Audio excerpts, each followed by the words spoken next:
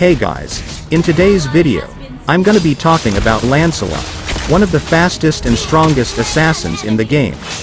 In this video, I will also discuss how Lancelot works in full details, which includes his skills, passive, builds, along with some gameplay guide, so that you will be able to dominate every game using Lancelot. So let's get started with the video.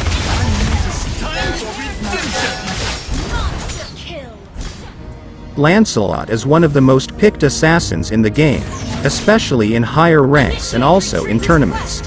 What's special about Lancelot is that he has a high mobility, immunity, and burst damage capability, and all these abilities make him one of the trickiest heroes in the game. But mastering Lancelot can be difficult, especially if you have never used him before.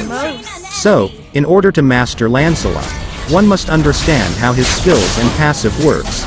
So let's start with his first skill and passive. Let's start with his first skill.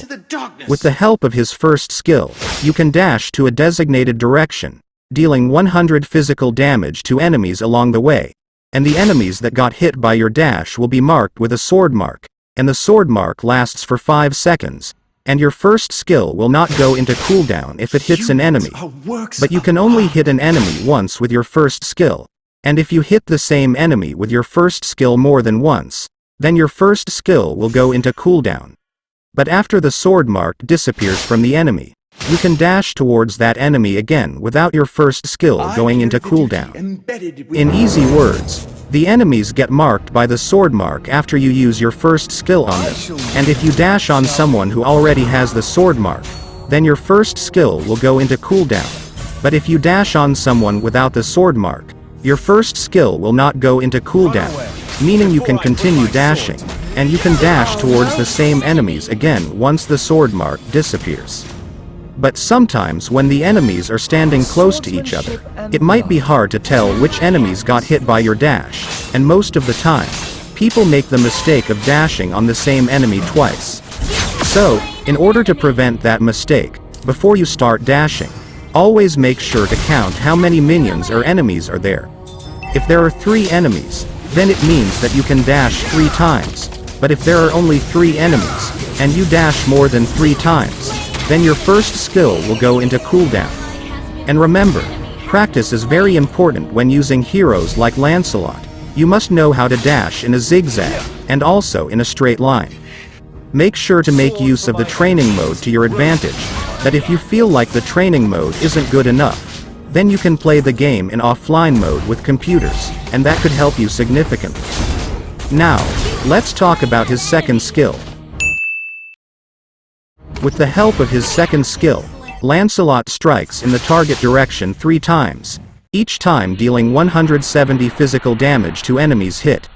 And when you use this skill, you become untargetable and invincible. And this skill is your main damage skill, so max this first.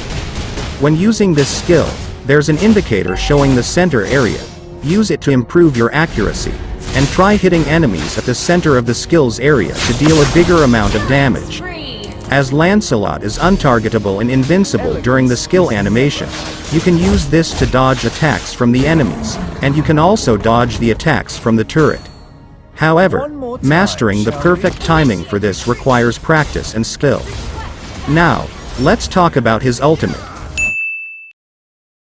With the help of his ultimate, Lancelot performs an executioner's strike in the target direction, dealing 350 physical damage to the enemy's hit.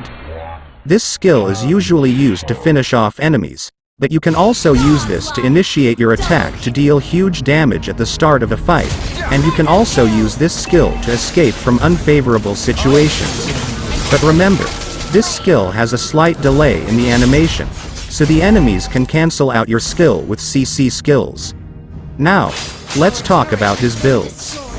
But before we talk about his builds, here are some fun facts about Lancelot. Lancelot is based on the character with the same name in the Arthurian legend, depicted as King Arthur's greatest companion. Another hero based from Arthurian legend is Leomord. And in the original lore, Lancelot's lover is supposed to be Guinevere, but this is changed in the game, as she was released as his younger sister instead. and being part of the Baroque family. His full name is Lancelot Baroque, and he is also the 4th hero in the game to receive a Zodiac skin. And Lancelot met his lover Odette after a horrid encounter that left him in a critical condition. Now, let's talk about his builds. Building items for Lancelot depends on your playstyle. If you want to play aggressively, then this is the best build for Lancelot. These items provide you with a combination of physical attack, cooldown reduction, and movement speed boost. Additionally, you can also replace one item with immortality, to sustain a bit longer and get a second life, which will increase the chance to escape or secure a narrow kill. Winter Truncheon is also picked in some of the very late game cases when the enemy team has hard CC heroes. But if you want more sustainability, then you can also go for the hybrid build. Brute Force and Thunderbolt will provide you with physical defense, all while increasing your damage at the same time, and Radiant Armor to increase your magical defense. Now, let's talk about his emblems and talents. Naturally, the Assassin emblem is the most optimal choice for Lancelot, for it provides significant amounts of adaptive penetration, adaptive attack, and movement speed. And for his first talent, select Swift in the first tier for additional attack speed, and for his second talent, go for Seasoned Hunter for extra damage against the Lord, Turtle, and Creeps. And for his core talent, go for Lethal Ignition. This will help you finish off low HP enemies. Alternatively, opt for Impure Rage if you want to periodically deal extra adaptive damage, and restore a percentage of your mana. I'd recommend you to use Lethal Ignition if you're going for the damage build. But if you're going for the hybrid build, then go for Impure Rage. Now, let's talk about how to use him in a game. During the start of the game, start with the blue buff, as Lancelot is very dependent on the blue buff. And dash with his first skill as much as possible, because every time you dash, your damage will be increased by 7.5%, so the more you dash, the more damage you will deal. And reaching level 4 should be your priority during the early game, but if you get a chance at securing kills before you reach level 4, then go for it. But if it's too risky, then just go back to farming. And once you reach level 4, you should prioritize in ganking the gold lane as much as possible, but make sure not to overstay in a lane if you can't secure a successful gank, as it could lead to your farm being behind. And after you finish ganking a lane, wait for the turtle to spawn, and once the turtle gets spawned, make sure to try securing it. The turtle will give you and your team extra gold, along with a shield, which is really useful during the early to mid game. So, your priorities during the early game should be reaching level 4, ganking the gold lane, and securing the turtle. But remember, in order to be able to play Lancelot smoothly, you will need a good device which supports at least 60 FPS. Even though my device supports 90 FPS, I usually play on smooth graphics whenever I'm using heroes like Lancelot, Hayabusa or Guzheng. Now, let's talk about his mid-game. During the mid-game, try to wait for the right moment to start picking out enemy with low health. Always focus on the enemy's mage, marksman, and jungler, as they are the main threats during a teamfight, and try to ambush them from the bush, or dash through the enemy lines to get a hold of them. And don't dive in too deep without your second and ultimate skill. Remember, when you start dashing, instead of doing fancy movements, it's better to be more precise and accurate while dashing, and that way, you'll have higher chances of successfully killing the enemies. Now, let's talk about his late game. In the late game, the enemy is going to buy defense items to outdo the burst damage of Lancelot. So try to build items that provide physical penetration damage, to pierce through the enemy's defense. And wait for the right moment and look out for off-positioned enemy heroes.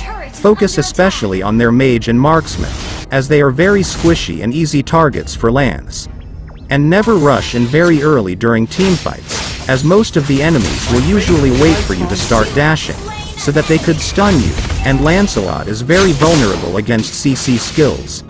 So it's better to wait for the enemies to use up their CC skills before dashing, and taking the Lord should also be your priority during the late game. as the Lord could help you end the game faster.